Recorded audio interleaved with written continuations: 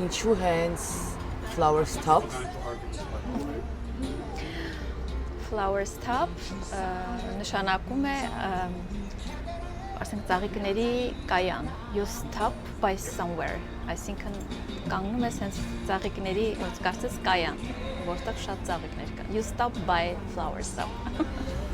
Ան ինչու հենց ծաղիկների բիզնես ամուսնուս մահից հետո ծաղիկները դարձան իմ թերապիան։ Պատահական չի, որ մենք հենց քեզ ծաղիկների ասպարեզից ընտրեցինք, ոճերը նայելով, որովհետև նռնանի դեկորի հետ աշխատելը շատ դժվար է։ Ինչ միսիա ունես եւ ինչ հետք ես ուզում թողնել քո ծաղիկներով մարդկանց։ Ինչպես որ իմ համար դարձան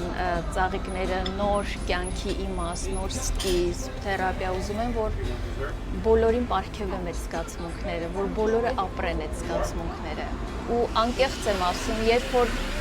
ես այդ մարդկանց ուրախությունը տեսնում եմ, հիացմունքը, որ այսպես ինձ արդեն կարծես հալվում են, սիրտս լցնում է ինչ-որ մի մեծ զգացմունքով։ Ինձ համար այդ աշխարհը արժի։ Այսինքն շատ մեծ սիրով եմ անում։ Ես ծաղիկներին, որ տեսնում եմ, մոռանում եմ։ Անգամից մոռանում ես։ Մոռանում եմ։ Ես ուզում եմ խորին շնորհակալություն քեզ հայտնել, որ հենց քո